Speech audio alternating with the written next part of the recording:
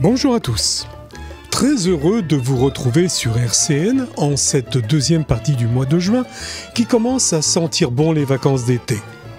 Après un confinement de 2 mois dû au coronavirus et un déconfinement qui se prolonge en s'assouplissant petit à petit, le soleil revient, entraînant avec lui les touristes et les vacanciers. Radiophoniquement, en fin de saison, les médias ont pris l'habitude de regarder en arrière, de revenir sur ce qui s'est passé tout au long de ces 6 premiers mois. Alors, je ne vois pas pourquoi nous devrions déroger à cette tradition, surtout que les 3 premiers, jusqu'à Pourim, ont été riches en activités ici au centre communautaire de Cannes. En début d'année se profilaient les élections pour un renouvellement des administrateurs du consistoire de Cannes, entraînant l'élection d'un nouveau président. C'est pourquoi, en recevant le 3 janvier Gérard Bavard, le président sortant, il était bon de lui demander comment il avait vécu cette dernière mandature et dans quel état d'esprit il la terminait. Mais sa réponse fut surprenante. Bien, alors pour revenir sur le début de votre question, effectivement, nous approchons une période électorale, mais la campagne n'est toujours pas ouverte. Et justement, je voudrais... Laquelle ? Les deux, que ce soit la municipale ou la campagne concernant la réélection du nouveau conseil d'administration de l'ACI, du CACC et de l'AIBC. Et à ce propos, je voudrais dire à mes chers coreligionnaires cotisants de l'ACI, qu'il est temps de commencer à penser, vous allez bientôt recevoir les documents, penser à la constitution de nouvelles listes, parce que ce serait bien qu'il y ait plusieurs listes en compétition, disons, pour accomplir cette mission exceptionnelle. Vous le souhaitez ? Ah, bien sûr que oui. Accomplir cette mission exceptionnelle qui est la direction de, en tous les cas, les commandes de la communauté de Cannes, qui est une belle communauté, croyez-le. Pour l'émission du 10 janvier, l'invité de la partie magazine de Judaï Cannes était Yves Azerwal, réalisateur du film Islamo-gauchisme, La fin du rêve européen. Une projection pour une séance de rattrapage étant prévue le lendemain à Nice. Vous vous souvenez du thème du film, non ? Alors Yves Azerwal nous le rappelle.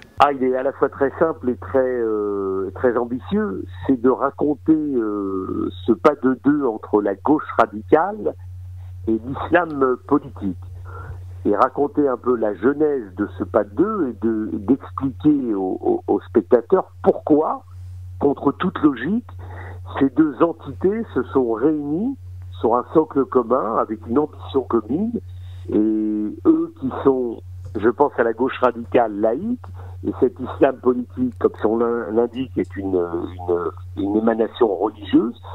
Comment se fait-il que ces deux entités qui n'ont rien en commun se sont unies ? C'est vrai que la gauche a, dans son essence, une volonté des velléités à se rapprocher du peuple, à se rapprocher des opprimés. Or, on le voit bien, le peuple a quitté la gauche. Donc, orpheline du peuple, la gauche a cherché un peuple de substitution. Et ce peuple de substitution, c'est à ses yeux, ces nouveaux damnés de la terre, ce seraient ces musulmans qui habiteraient dans les quartiers. Donc, la gauche va chercher dans les quartiers ce peuple qui lui manque. Parce qu'on le voit bien, l'électorat a quitté les grandes formations de gauche. Dans cette émission du 10 janvier intervenait Régine Bessis, membre du Bnei-Brit régional pour l'organisation d'une conférence dont nous parlerons dans le sujet suivant, mais elle intervenait au titre de... Je suis la responsable régionale de la commission valorisation Israël. Cette commission est une commission nationale et je représente cette commission sur la Côte d'Azur. J'ai orchestré l'organisation de la conférence et nous avons voulu que cette conférence soit donnée dans un cadre commercial d'échange avec des entrepreneurs de la région niçoise pour favoriser des échanges et des partenariats. Troisième invité dans cette émission du 10 janvier, Solange, pour la création du comité de lecture de la Viso de Cannes et pour des cours d'anglais. J'ai trouvé que c'était une bonne activité pour la Viso. Il faut dire que ce n'est pas un cours pour les enfants, c'est un cours d'adultes. C'est-à-dire, il sera développé selon les méthodes pour des adultes. On ne va pas commencer avec l'abécédaire, on ne va pas commencer en conjuguant des verbes comme on fait à l'école. Oui, un petit peu, c'est vraiment des cours de conversation, en fait, pour pouvoir se débrouiller en anglais très facilement. Avec des textes, on va analyser les textes, on va pouvoir lire des journaux, par exemple. Tout à fait. On va lire, on va voir des films, on va chanter des musiques. C'est quelque chose de très dynamique. Ah, donc c'est ludique en plus. Voilà, c'est justement pour donner l'envie. Parce qu'un adulte, c'est difficile de reprendre des études. Et là, l'anglais, c'est vraiment aujourd'hui partout au monde, on y va, on parle anglais. L'émission du 17 janvier était consacrée à la retransmission de la conférence dont nous avait parlé Régine Bessis plus avant. Organisée par le Mnebrit Régional Côte d'Azur, elle a été enregistrée à la Chambre de commerce et d'industrie de Nice et elle avait pour thème la coopération franco-israélienne par l'innovation technologique. Intervenant, le professeur Harari, le père des drones israéliens. Je voudrais quand même que vous compreniez qu'Israël, en l'espace d'une trentaine d'années, s'est totalement développé. Je vous ai apporté là deux chiffres, enfin 2 colonnes de chiffres. En 84, nous étions en Israël 4 millions. En 2018, nous étions presque 9 millions. En fait, en 2020, nous sommes 9 millions. C'est-à-dire que nous avons doublé de la population en 35 ans à peu près. Les nombres d'étudiants dans les universités étaient de 64 000 et nous sommes donc 310 000 aujourd'hui dans l'enseignement supérieur. Alors, ces deux chiffres montrent quelque chose qui s'est passé. Parce que si la population a doublé en 35 ans, normalement, en point de vue démographique, il aurait fallu doubler le nombre des étudiants. Or ici, nous avons 5 fois plus d'étudiants. Il s'est passé quelque chose en Israël et c'est ce que je vais vous montrer. Un autre point que je voudrais signaler, c'est le PNB, le produit national brut par habitant. S'il était de $7 000 il y a 35 ans, aujourd'hui il dépasse 41 000. Et je vais vous dire, la France est supérieure dans le PNB par habitant de $300 par rapport à Israël. Donc, il s'est passé quelque chose où subitement l'économie en 35 ans a changé totalement de façon de voir de le développement, et c'est ce que nous allons voir très rapidement ensemble là. L'émission du 24 janvier précédait de quelques jours une conférence du docteur David Onona, ici à Cannes, ayant pour thème l'histoire secrète des manuscrits de la mer Morte découverts sur Qumran. Justement, où se situe Qumran? Et est-ce que le paysage, l'environnement de l'époque a changé? Qumran, on est au sud de Jérusalem, sur un axe essentiel qui mène de la capitale à l'époque de la Judée vers le désert de Judée, c'est-à-dire qu'on descend vers le Jourdain et la plaine de la Harava. Cette plaine de la Harava, elle est la frontière est du pays, aujourd'hui avec la Jordanie bien évidemment, et elle nous mène du lac de Tibériade avec le long du Jourdain ensuite qui descend vers la mer Morte, et ensuite on descend jusqu'à quasiment le golfe d'Elat. Ce désert de Judée donc est le désert historique du peuple juif. Et on dit souvent que Jérusalem est à l'ombre du désert. C'est un désert qui a peu changé depuis l'époque. Ce sont les mêmes chemins, les mêmes routes. Il y a eu très peu de bâtis dans ce désert. Il est assez vierge, assez immaculé. Au pied du désert du Judée, au pied de Qumran, on est sur des falaises, qui se jettent ensuite dans la mer Morte. On a une plaine de sable avec du sel. Et puis ensuite, on a la mer Morte dont le lit s'est retiré puisque la mer Morte est en train de s'assécher. Il faut savoir que c'est une plaine qui est extrêmement fertile. Encore aujourd'hui, comme à l'époque d'ailleurs, on cultive là-bas des palmiers, dattiers.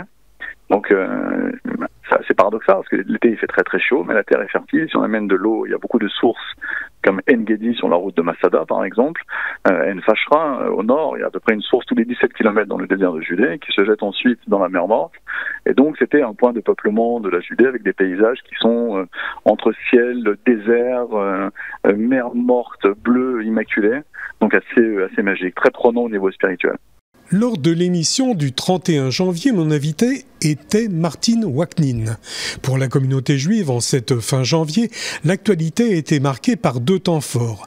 Israël commémorait le 75e anniversaire de la libération des camps d'Auschwitz-Birkenau, en présence d'une quarantaine de chefs d'État et de gouvernement, et l'inauguration du mur des noms, ce mur rénové au mémorial de la Shoah à Paris. Martine Waknin, conseillère départementale, adjointe à la mairie de Nice, en charge entre autres du devoir de mémoire, de la lutte contre le racisme et l'antisémitisme, a mis en place et organise les voyages de la mémoire dans le département avec à ce jour plus de 10 000 collégiens qui ont visité les camps de concentration. Alors, une question se pose, est-ce que ça a été difficile, tout d'abord, de présenter le projet des voyages de la mémoire à Christian Estrosi, à l'époque président du Conseil général, et surtout de le convaincre de les financer? Absolument pas. Absolument pas. J'appréhendais de lui présenter un projet que je pensais être, pour moi, un projet très important, mais que je pensais être un énième projet dans la multitude des projets qui peuvent être présentés à un président du Conseil général. Je n'étais d'ailleurs pas sûre du résultat, mais il m'a tout de suite répondu qu'il s'était rendu à Auschwitz et qu'il n'était plus revenu le même. Et il s'est engagé, puisqu'à l'époque, quand je l'ai rencontré, il était vice-président du département, il s'est engagé lorsqu'il serait élu, puisqu'il devait se présenter à la présidence, à en faire un des projets phares de son mandat, et que ce soit une des premières décisions qu'il prendrait.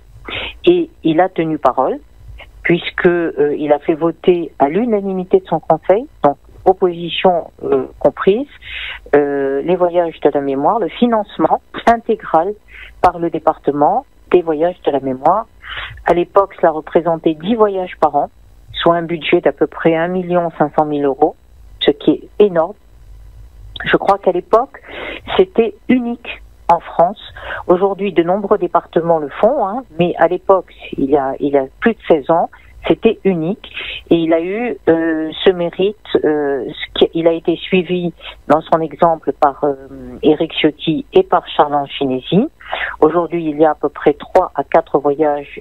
Évidemment, pour des questions budgétaires, tout est réduit, mais les voyages continuent et vraiment, je n'ai eu aucune difficulté à faire accepter ce projet, qui était un projet du CRIF qui me tenait à cœur, qui était un projet dont j'avais parlé avec Serge Klarsfeld, mais il fallait vraiment qu'il y ait l'adhésion de l'inspection d'académie, qui a totalement adhéré, les enseignants auxquels je rends hommage, mais surtout, évidemment, de la volonté politique de le faire, et Christian Estrosi a eu cette volonté. L'émission du 7 février était consacrée à la fête de Toubishvat.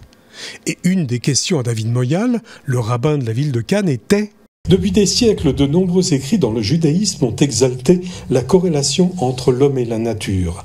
Rabbi Yehuda Levi ben Betzalel, dit le Maharal de Prague, grand talmudiste du XVIe siècle, écrivait « L'homme est un arbre, certes, mais un arbre renversé dont les racines sont au ciel ».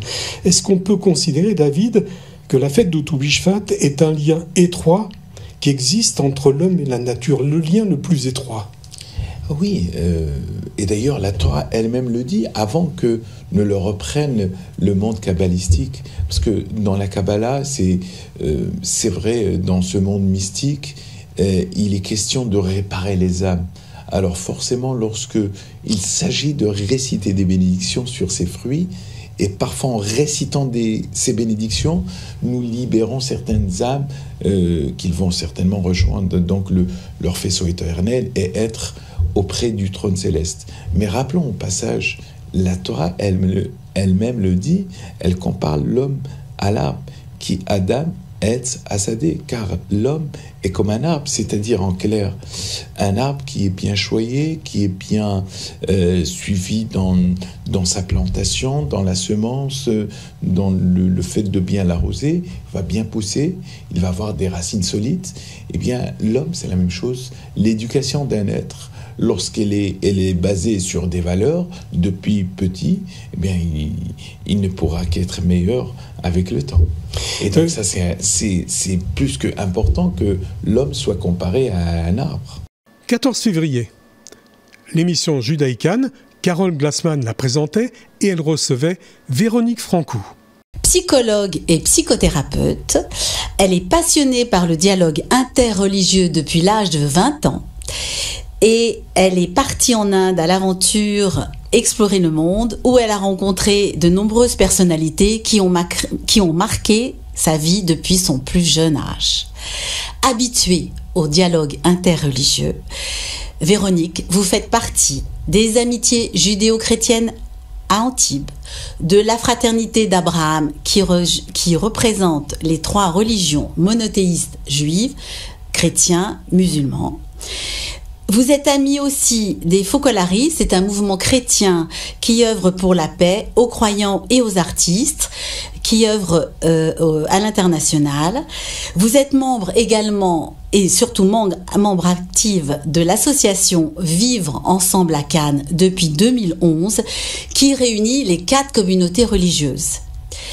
Depuis 10 ans, vous faites également partie de la chorale juive Renanim de Nice et vous étudiez l'hébreu depuis 4 ans avec Emma Moyal dans notre communauté cannoise.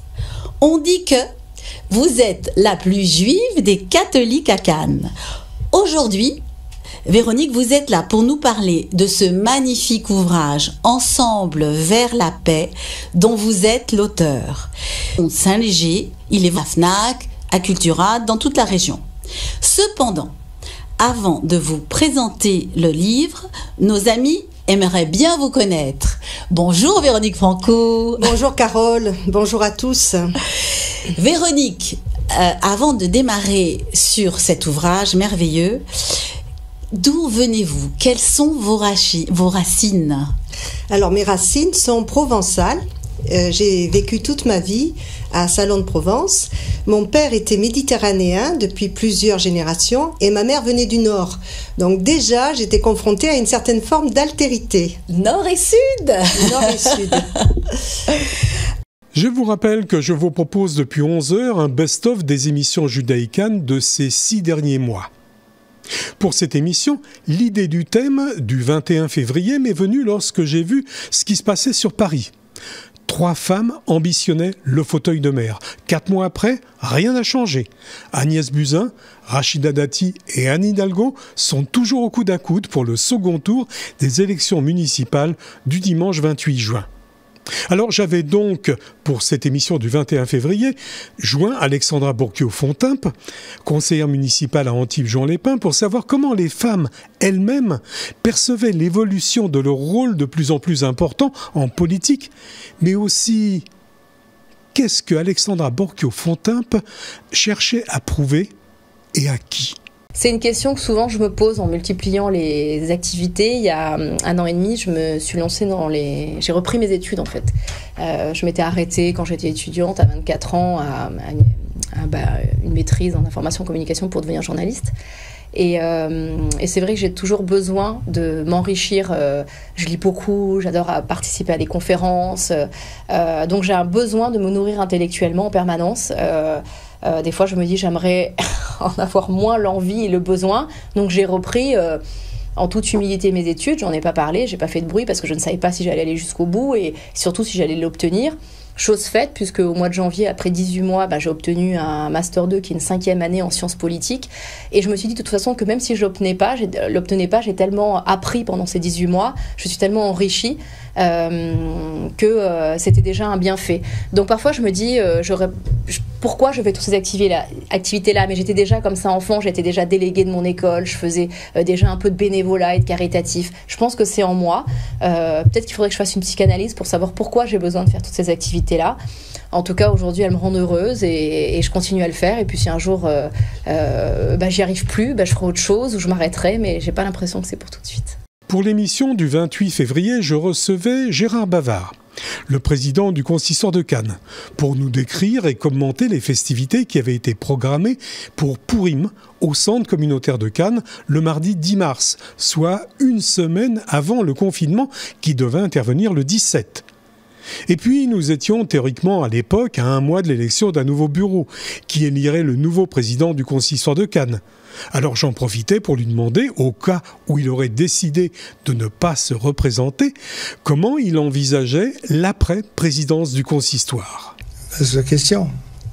Vaste question. Est-ce que vous êtes préparé ? Et embarrassante. Bien sûr, il y a longtemps, je me prépare à cette question. À chaque fin de mandature, je me prépare à cette question. Je sais ce que je vais faire. Je sais ce que je vais faire. Je vais aller à la pêche parce que c'est un de mes péchés mignons, et certains de mes amis qui me connaissent savent que je n'attrape jamais de poisson. Mais c'est un grand plaisir d'être face à la mer et de prendre le temps de regarder l'horizon, de regarder les couleurs, de s'apaiser. Voilà, on a un temps de réflexion, d'apaisement qui est extraordinaire. Et puis j'avais une autre passion que j'ai abandonnée. J'ai abandonné avec la prise de la responsabilité du consistoire. C'est la peinture, la sculpture. Je pense que je m'y remettrai, si mes rhumatismes aux mains me le permettent, bien sûr. Voilà, j'espère avoir répondu à vos questions. Je ne ferai pas de vélo comme vous, parce que physiquement, j'en ai pas les capacités. Je ne fais plus de bateau parce que mon bateau a coulé et il est trop tard maintenant pour le réparer. Mais la pêche, le dessin, la sculpture, je crois que c'est pas mal. Parmi toutes les professions qui ont souffert et continuent de souffrir du confinement, les cafés, les restaurants, les salles de spectacle sont en première ligne. Le 13 mars, mes invités étaient Myriam Grélard et François Krakowski pour la pièce de théâtre Délicieuse cacophonie dans une mise en scène d'Alain Hillen. Elle a été jouée le samedi 14 mars devant un public épars, dû déjà aux prémices du confinement. Alors comment, en ces temps troublés, cette pièce a été reçue et perçue par le public ? François Krakowski. Beaucoup de tendresse pour les personnages. Le sujet, comme vous l'avez dit, est très lourd, évidemment, mais plein de sensibilité et d'émotion. Et on a ressenti chez les spectateurs, effectivement, cette grande émotion. Alors, émotion, c'est un mot un peu valise, mais c'est vraiment ce qui est ressenti. C'est-à-dire beaucoup d'empathie de la part des spectateurs pour ces deux personnages. Pour l'émission du 22 mai qui tombait juste le jour anniversaire de la réunification de la ville de Jérusalem, Yossi m'avait demandé de réaliser une émission autour de Yom Yerushalayim. À Cannes, qui mieux que Guy Lévy aurait pu raconter l'histoire ? Le Yom Yerushalayim, tout simplement, c'est la journée de Jérusalem en français. D'autres l'appellent journée de la libération de Jérusalem ou journée de son unification. La date de commémoration a été fixée par l'État d'Israël à la suite de la conquête de Jérusalem, incluant la vieille ville, bien entendu, lors de la guerre des 6 jours, le 7 juin 1967 du calendrier grégorien, ou plus précisément le 28 Iyar 5727. Et c'est d'ailleurs le 28 Iyar 5780, c'est-à-dire dans quelques jours, qu'à Jérusalem se tiendra ces manifestations. Alors cette journée donne lieu en Israël à diverses cérémonies joyeuses pour l'essentiel ou commémoratives dans certains cas pour les soldats qui sont tombés dans la libération de la ville et de la vieille ville. La fête est observée bien entendu par le plus grand nombre de la population juive israélienne, peut-être à l'exception de quelques minorités de juifs ultra-orthodoxes. À cette date du Yom Yerushalayim, il faut noter que la communauté juive d'Éthiopie manifeste également par une journée du souvenir pour les juifs éthiopiens qui sont morts lors de l'émigration en Israël. Après la conquête ou la reconquête finalement de la vieille ville, l'État d'Israël a déclaré que Jérusalem était maintenant définitivement réunifiée et capitale éternelle et indivisible du peuple juif. C'est le 23 mars 1998 que la Knesset a décidé de faire de ce jour une fête nationale au cours de laquelle la communauté juive commémore la libération de la vieille ville et de ses lieux saints. Mais ce qu'il faut bien voir dans l'importance de cette manifestation, c'est que cette journée du Yom Yerushalayim, cette importance, elle tient particulièrement au fait que Jérusalem est au cœur de l'histoire du peuple juif et que son histoire est liée, étroitement liée à l'existence du peuple juif. Enfin, la semaine dernière, vendredi 12 juin, j'ai invité le docteur Bodok, Dermatologue, vénérologue à l'hôpital Simone Veil de Cannes, référent médical reconnu de la communauté qui, après consultation des autorités administratives religieuses, a établi le recueil de règles à observer dans nos synagogues et centres communautaires afin que tout risque sanitaire possible soit circonscrit. Mais qui ou qu'est-ce qui a déterminé le choix de l'orientation vers des études de médecine, docteur Bodoc ? Alors, je ne vous cache pas que jusqu'en terminale, je ne voulais pas être médecin. Jusqu'en terminale, je voulais faire des écoles, une école d'ingénieur, une école... Voilà, j'ai eu même mon inscription à Louis le Grand. Et maman m'a dit non, tu feras médecine. C'est très particulier. Alors, pendant 2-3 ans, elle était assez inquiète parce que... Elle était ashkénaze ? Elle est séfarade. Et voilà, c'était comme ça. Je ne sais pas si elle va m'entendre aujourd'hui. Mais en tout cas, voilà, elle m'a dit non, tu feras... Pendant 2-3 ans... pour vous. Oui, absolument. C'était terrible. C'est un choix merveilleux. C'est un choix... Vous ne l'avez pas regretté. C'est un choix merveilleux. Jusqu'en 3e année, je me posais la question de qu'est-ce que je fais là ? Et à partir du moment où j'ai commencé à soigner, à voir les patients, et j'ai trouvé ça extraordinaire et magique. Et donc voilà, c'est devenu une passion. J'ai aimé, je continue à aimer bien sûr. Le soin, c'est vraiment, je crois que les médecins aiment soigner. Et vraiment, le soin, c'est la partie intégrante depuis la 3e année. Depuis que j'ai commencé à avoir le plaisir de soigner. Voilà, c'est sur ces paroles que se termine ce Judaïcan, un best-of des émissions du premier semestre 2020. Une pensée à Sandrine Laïc et Nathalie Sibony qui, avant le confinement, vous ont présenté en première partie de Judaïcan le journal des activités des communautés de Cannes et d'Antibes-Juan-les-Pins, bien sûr que nous retrouverons bientôt. Vendredi en 8, une autre émission. D'ici là, bonne semaine à tous et Shabbat Shalom.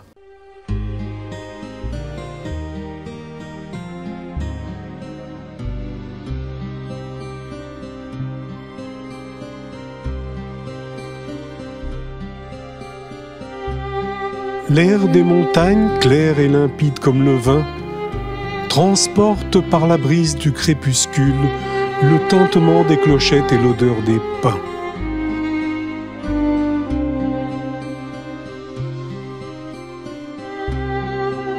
Dans un sommeil profond et séculaire, préservant une muraille en son cœur, la ville blottie dans son rêve est solitaire.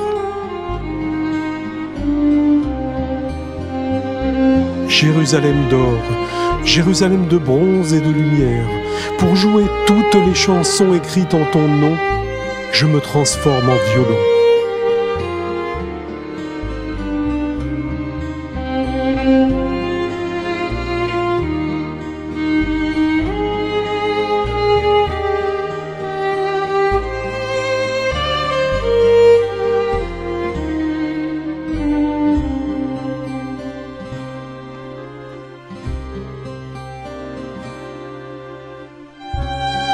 Nous sommes retournés sur la place et au marché, retrouver les citernes, creuser des puits, alors qu'au loin, venant du mont du Temple, les échos d'un chauffard dans la vieille ville nous y a invités. Et dans les grottes des rochers, les faisceaux de milliers de soleils scintillent, comme une invitation à descendre vers la mer Morte par la route sinueuse de Jéricho. Jérusalem d'or, Jérusalem de bronze et de lumière, pour jouer toutes les chansons écrites en ton nom, je me transforme en violon.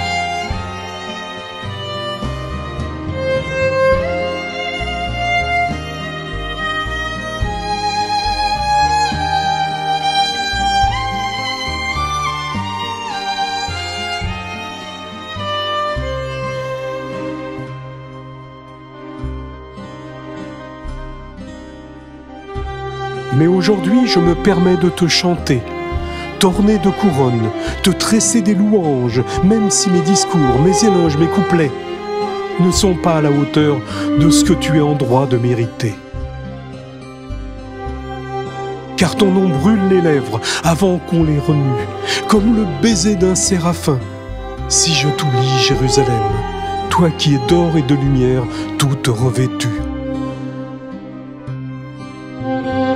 Jérusalem d'or, Jérusalem de bronze et de lumière, pour jouer toutes les chansons écrites en ton nom, je me transforme en violon. Jérusalem d'or, Jérusalem de bronze et de lumière, pour jouer toutes les chansons écrites en ton nom, je me transforme en violon.